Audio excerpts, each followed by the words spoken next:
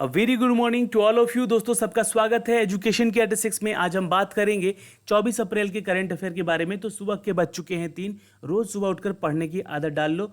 और दोस्तों इसका पीडीएफ डाउनलोड कर लीजिएगा आप टेलीग्राम से। जी हाँ दोस्तों, टेलीग्राम एक एप्लीकेशन है, अपने मोबाइल में डाउनलोड कीजिए और वहाँ एजुकेशन की 86 को ज्वाइन कर लीजिए, ताकि हर वीडियो का पीडीएफ आप तक हम शेयर कर सकें इस चैनल के माध्यम से। दोस्तों अगर चैनल को सब्सक्राइब नहीं किया है तो सब्सक्राइब करें बेल आइकन को दबा के, ताकि हर वीडियो का नोटिफिकेशन भी आप तक सबसे पहले हम भेज सकें। दोस्तों पहला क्वेश्चन ये रहा आपके सामने कि किस भारतीय कंपनी ने हाल ही में 2019 वर्ष के उत्कृष्ट पीएसयू के लिए प्रतिष्ठित AMI मैनेजिंग इंडिया अवार्ड 2019 को जीता है।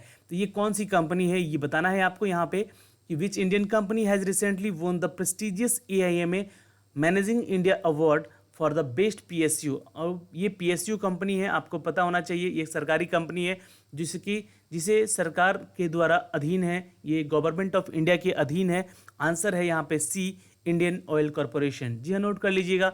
और इसके जो चेयरपर्सन है mister Sanjeev Goenka, mister RP Sanjeev Goenka, note कर लीजिएगा, है ना। संजीव गोयनका जो है यहाँ पे चेयरपर्सन है इनके, और उन्होंने राष्ट्र निर्माण में उनके योगदान के लिए 11 प्रतिष्ठित उद्यमों और व्यक्तियों में उनको सूचीबद्ध किया गया है। तो टॉप 11 पर्सन्स में उनको भी शामिल किया गया है मिस्टर संजीव गोयनका को, जो कि यहाँ के चेयरपर्सन भी हैं। ओके, तो अब देखिए इससे रिलेटेड क्वेश्चन और क्या बन सकते हैं आपके आने वाले एग्जाम में। तो दोस्तों यहाँ पे देखिए आंसर सी है। और एग्जाम में जो क्वेश्चन बन सकते हैं कि इंडियन ऑयल कॉरपोरेशन का हेडक्वार्टर पूछा जा सकता है आपसे, तो जो कि न्यू दिल्ली है। और इसका एफिलिएशन मैंने आपको बोला कि ये गवर्नमेंट ऑफ इंडिया बॉडी है, और अलीगढ़ मुस्लिम यूनिवर्सिटी से भी ये कनेक्टेड है, इसका एफिलिएशन वहाँ से है। प्रेसिडेंट की बात करें यहाँ पे तो हर्षवर्धन नियोतिया है, जो कि यहाँ के प्रेसिडेंट हैं IOC के। और जो AIMA के बारे में अगर कुछ पूछे आपसे तो इसका तो फुल फॉर्म पूछ सकता है, तो ऑल इंडिया मैनेजमेंट एसोसिएशन इसका नाम है, इसका फुल फॉर्म, ठीक है। और ये क्या है कि ये एक एपेक्स बॉडी मैनेजमेंट सिस्टम का है, जो कि प्रोफेशन ऑफ इंडिया का है, ठीक है। आपको बता दें कि अगर ऐसी जितने भी 67 लोकल बॉडी हैं ऐसी मैनेजमेंट सिस्टम की, जिसमें कि इसको शामिल किया गया है, किसको, तो AIMA को, ठीक है। अब ये AIMA के तहत 67 ऐसी मैनेजमेंट एसोसिएशन हैं, जिनमें 2 ऐसी कंपनी हैं जो कि आउट ऑफ इंडिया की हैं। एक तो कतर इंडिया मैनेजमेंट एसोसिएशन और एक मारुतिज मैनेजमेंट एसोसिएशन। तो इन दोनों का ये इंडिया से बाहर की कंपनी है, पर ये इसके अंदर इंक्लूडेड है 67 लोकल मैनेजमेंट एसोसिएशन में, ठीक है। तो AIMA का जो टोटल यहाँ पे बात की जाए तो 67 कंपनीज ऐसी हैं जो यहाँ से एसोसिएटेड हैं, ठीक है। अब देखिए यहाँ से क्वेश्चन एक तो पूछेगा इसका फुल फॉर्म AIMA का, और इसका प्रेसिडेंट IOC का। ये 2 चीज़ इंपॉर्टेंट याद रखिएगा। ओके, इसका एस्टेब्लिशमेंट पूछ सकता है, तो 1957 में किया गया था, ये याद रखिएगा। ओके, चलिए क्वेश्चन नंबर 2 देखते हैं। हाल ही में पंजाब नेशनल बैंक जो है उसके कार्यकारी निदेशक के रूप में नियुक्त किए गए हैं। देखिए हाल ही में तो पंजाब नेशनल बैंक के बारे में मैंने बहुत सारी चीज़ें आपको बताई हैं, और ये नीरव मोदी जो हैं यहाँ से पैसे लेकर फरार भी हुए थे देश से बहुत सारे, मतलब ऐसा नहीं कि ऐसा हो गया था स्थिति, अगर ये सरकार इसको सपोर्ट नहीं करती, इस कंपनी को, इस बैंक को, तो शायद ये दिवालिया घोषित भी हो सकता था। पर यहाँ पे सपोर्ट मिला इंडियन गवर्नमेंट का और RBI का भी, जिसके चलते आज फिर से ये टॉप बैंकों में 1 नंबर पे है, ठीक है। तो 1 नंबर पे तो नहीं है, पर टॉप बैंकों में ये इससे शामिल है। हाल ही में जो पंजाब नेशनल बैंक के कार्यकारी निदेशक जो नियुक्त हुए हैं यहाँ पे, जो एग्जीक्यूटिव डायरेक्टर, उनका नाम है राजेश कुमार यदुवंशी। नोट कर लीजिएगा, इंपॉर्टेंट है क्वेश्चन। राजेश कुमार यदुवंशी जो हैं ये पंजाब नेशनल बैंक के कार्यकारी निदेशक यानी कि एग्जीक्यूटिव डायरेक्टर घोषित किए गए हैं। और ये 1985 में PNB के एक प्रबंधक प्रशिक्षक के रूप में शामिल हुए थे। एक PO के रूप में इनको यहाँ पे जॉब मिली थी, ठीक है। तो ये 1985 में पंजाब नेशनल बैंक में इन्होंने अपना PO का जॉब स्टार्ट किया था इस बैंक से ही। और श्री यदुवंशी जो हैं ये भारतीय कृषि अनुसंधान संस्थान नई दिल्ली से विज्ञान में डॉक्टरेट भी किए हुए हैं, यानी कि ये लगभग PhD हैं, ठीक है, PhD हैं ये मिस्टर यदुवंशी, जो राजेश कुमार यदुवंशी हैं, ठीक है। और बैंकरों के लंदन के प्रमाणित सदस्य भी हैं, तो लंदन से इनका कनेक्शन है, देखिए। और ये जो है लंदन के जितने भी प्रमाणित सदस्य हैं, किसके, तो बैंकरों के, उसके एक सदस्य भी हैं ये, कौन, तो मिस्टर राजेश कुमार यदुवंशी, याद रखिएगा। अब देखिए क्वेश्चन आपका पीएनबी से है, तो कुछ रिलेटेड क्वेश्चन पीएनबी से आपको याद रखने होंगे। एक सबसे इंपॉर्टेंट लाइन मैंने इसको रीड कर रखा है यहाँ पे, इसको देखिएगा कि पहले इसको पढ़ लीजिए। जो नेशनल बैंक है ये मल्टीनेशनल बैंक है, फाइनेंशियल सर्विस प्रोवाइड करता है आपको, और ये 1894 के एक्ट के द्वारा इस बैंक का ओपनिंग किया गया था, यानी कि 1894 में इसको बनाया गया था इस बैंक को, और न्यू दिल्ली जो है इसका हेडक्वार्टर है दोस्तों। और 31 मार्च 2017 को ये बैंक जो है 110 मिलियन कस्टमर अपने पूरे कर चुका था, ठीक है, 2017 में ही। अब तो बढ़ के और भी हो गए होंगे, ठीक है। और इसका 2017 का ही डेटा है ये, 7001 ब्रांचेज हैं और 10,681 इसके एटीएम हैं, और 764 सिटीज़ में ये अपना जो बिज़नेस है इस्टेबल कर रहा है। तो दोस्तों ये एक चीज़ आपको कंफर्म बता दूं कि ये क्वेश्चन क्या पूछ सकता है, इसके कस्टमर्स के बारे में ऑलवेज हर बैंक का कस्टमर पूछ सकता है। ये ब्रांचेस, जितने ब्रांच है ये याद रखिएगा, क्योंकि बैंक में क्वेश्चन पूछा गया है कि स्टेट बैंक का ब्रांच कितना है, तो यहाँ पे पीएनबी का भी पूछा जा सकता है। तो डेटा याद रखिएगा, अगर इसके आसपास कुछ डेटा हो तो 2019 तक का बता सकते हैं आप, ठीक है। 10,681 एटीएम यहाँ पे ओपन हो चुके हैं इसके, और सीईओ जो हैं वो सुनील मेहता हैं, ठीक है, जो 6 मई 2017 से लेकर अभी तक हैं। और लाला लाजपत राय और दयाल सिंह मजीठिया ये जो हैं इसके फाउंडर थे। तो लाला लाजपत राय फेमस हैं, इनको याद रखिएगा। इंपॉर्टेंट सारे क्वेश्चन थे यहाँ से मैंने जो बताए आपको। अब क्वेश्चन नंबर 3 की तरफ बढ़ते हैं। तो किस संस्थान ने 2G सक्षम तकनीकों और अनुप्रयोगों सहित बैंकिंग क्षेत्र में पॉइंट ऑफ सेल मशीनों को बदलने के लिए 5G use case lab launch किया है? अब देखिए जो 2G सक्षम टेक्नोलॉजी था, ठीक है, इसके अलावा अब यहाँ पे आपको 5G यूज केस लैब का लॉन्च किया जा रहा है। तो इसका ध्यान रखिएगा आप लोग यहाँ पे। तो ये इंस्टीट्यूट का नाम बताना है, यहाँ पे वो टेक्नोलॉजी का नाम बता, वो कंपनी का नाम बताना है। तो आपको यहाँ पे आंसर करना होगा, आंसर होगा दोस्तों it's a institute of development and research banking technology.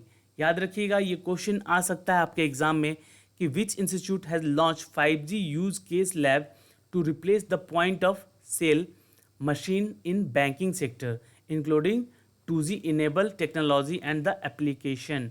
ये जितने भी 2G एप्लीकेशन इनेबल्ड हैं इसके ओवर ये 5G यूज केस लैब का इस्तेमाल करने जा रहे हैं, इसको रिप्लेस करने जा रहे हैं, ठीक है। तो ये किसने किया है, कौन सी कंपनी ने, तो ये है institute development and research in banking technology इसका नाम है, ठीक है। याद रहेगा ये क्वेश्चन, तो थोड़ा सा ध्यान रखिएगा। अब मैं आपको इसके बारे में थोड़ा बता दूं कि ये जो है ये अक्सर इसका फुल फॉर्म पूछता है दोस्तों, ठीक है। तो इसका फुल फॉर्म पूछेगा कि IDRBT का फुल फॉर्म क्या है, तो ये आपको बताना है कि institute of development research in banking technology, इसके बारे में पूछ सकता है। ये क्या है, एक संस्था है जो कि विशेष रूप से बैंकिंग टेक्नोलॉजी पर केंद्रित रहता है, और भारतीय रिजर्व बैंक का ये एक एक्ट RBI का ये एक 1996 में बना हुआ पार्ट है, जो कि ये भारतीय रिजर्व बैंक का ही पार्ट माना जाता है, ठीक है। तो IDRBT याद रहेगा आपको, ये क्वेश्चन इंपॉर्टेंट है, इसको लिख लीजिएगा। चलिए क्वेश्चन नंबर 4 की तरफ बढ़ते हैं कि किस निजी क्षेत्र के बैंक ने financial action task force FTA के सदस्यों में रहने वाले NRI भारतीयों के लिए कागज रहित खाता खोलने की सुविधा शुरू की है? तो ये कौन सा बैंक है? Which private sector bank started the facility opening the paperless account? Paperless account यानी कि आपके घर तक जाएगा बैंक और आपको आने की ज़रूरत नहीं है, या फिर आपके डॉक्यूमेंट्स आपसे मंगा लिए जाएंगे और आपके जो अकाउंट है ओपन कर दिए जाएंगे घर बैठे ही।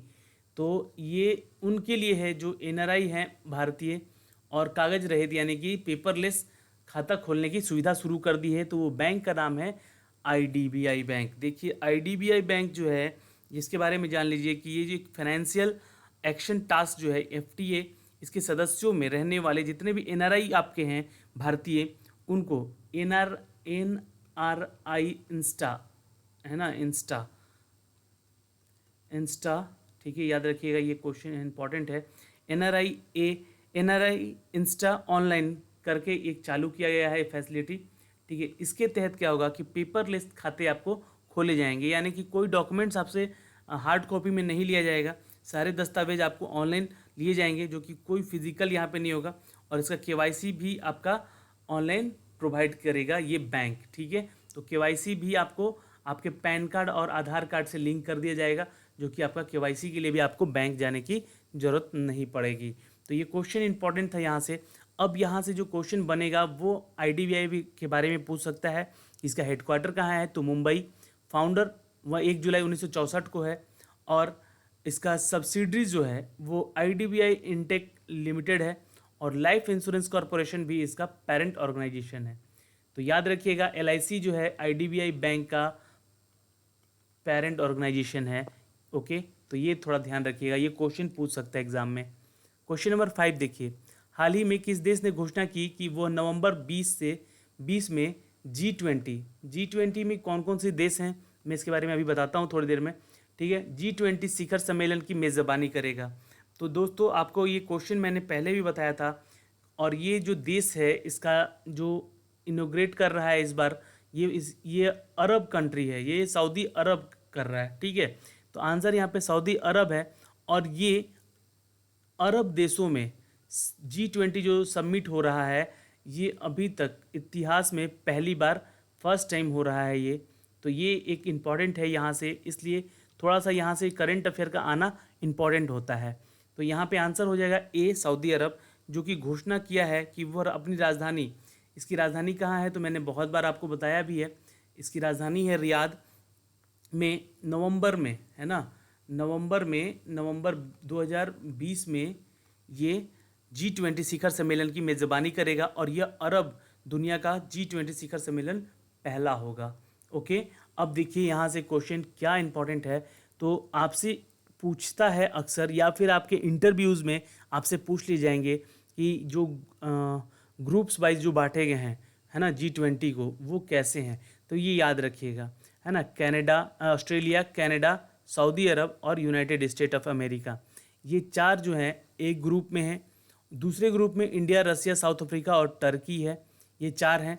उसके बाद इसमें ग्रुप 3 में सिर्फ 3 को ही रखा गया है, इस तरीके से आप याद भी रख सकते हैं इसको।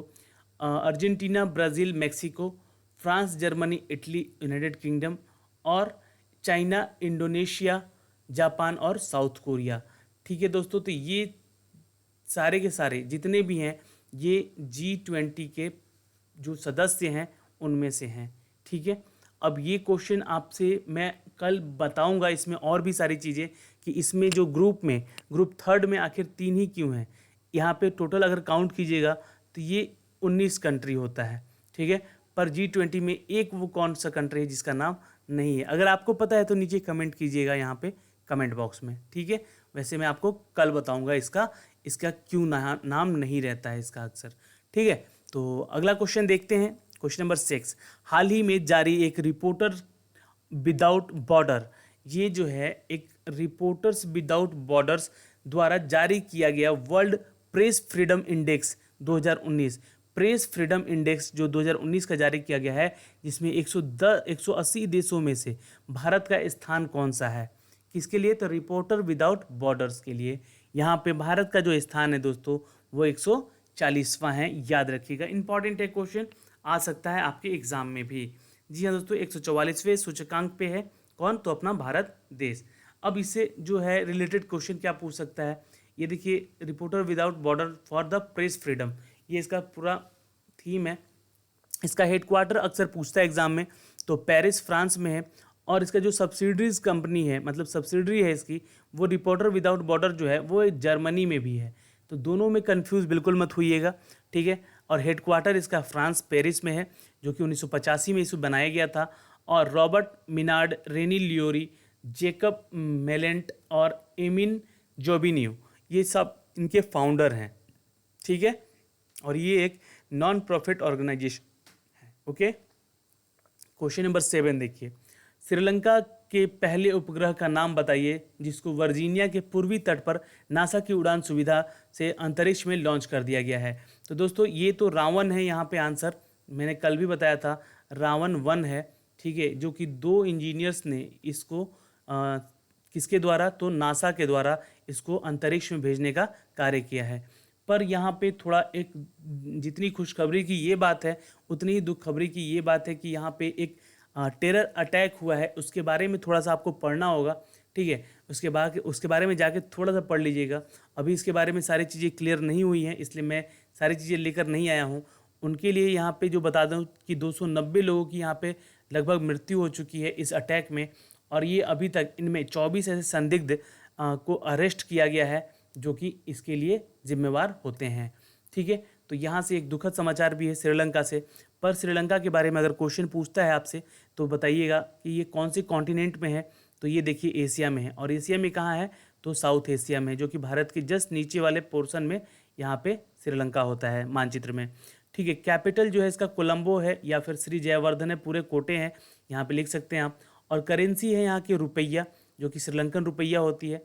और मिनिस्टर कौन है यहाँ के? प्राइम मिनिस्टर, तो रनिल विक्रमासिंघे, ठीक है। तो ये याद रहेगा क्वेश्चन, ये अक्सर यहाँ से क्वेश्चन पूछे जाते हैं। चलिए अब क्वेश्चन नंबर हम देखते हैं 8। किस नाटक ने हाल ही में ड्रामा श्रेणी में, है ना, देखिए पुलित्जर पुरस्कार जो है दोस्तों ये बहुत फेमस पुरस्कार है, ठीक है। तो ये इसका आंसर नोट कीजिएगा, it's a fair view by the जैकी सिबले ड्यूरियोरी, ठीक है, ड्यूरियोरी। ये क्वेश्चन इंपॉर्टेंट है और ये जो अवार्ड है ये मोस्ट इंपॉर्टेंट है। यहाँ से क्वेश्चन बनेगा आपके, क्योंकि रेलवे में एक क्वेश्चन पूछा भी था 2018 को लेकर कि पुलित्जर पुरस्कार 2018 में किसको किसको कौन कौन श्रेणियों में दिया गया था। तो ड्रामा श्रेणी में दिया गया है इनको, ठीक है, मिस्टर जैकी सिबले ड्यूरियोरी को, ठीक है, फेयर व्यू में। ओके, अब देखिए कुछ और भी यहाँ पे मैंने लिखे हैं, इसको नोट कर लीजिएगा। उपन्यास वर्ग में अगर देखें तो मिला है ओवर स्टोरी रिचर्ड शक्तियों द्वारा, ठीक है। नाटक में देखें तो जैकी सिबलिस ड्यूरी, जो कि मैंने अभी बताया फेयर व्यू में। और इतिहास में अगर देखें तो डेविड डब्ल्यू ब्लाइट द्वारा फेडरिक डगलस के लिए। और जीवनी यानी कि आत्मकथा यानी कि बायोग्राफी में अगर देखें तो जेफरी सी स्टीवर्ट द्वारा दिया गया है द न्यू निग्रो के लिए, ठीक है। तो ये क्वेश्चन बन सकता है आपके एग्जाम में। पुलित्जर पुरस्कार हैं ये सारे के सारे और ये विजेता हैं उसके, और ये कौन कौन से वर्ग में दिया गया है, कौन कौन से डिपार्टमेंट में, इसको भी याद रखिएगा। क्वेश्चन देखिए इंपॉर्टेंट है।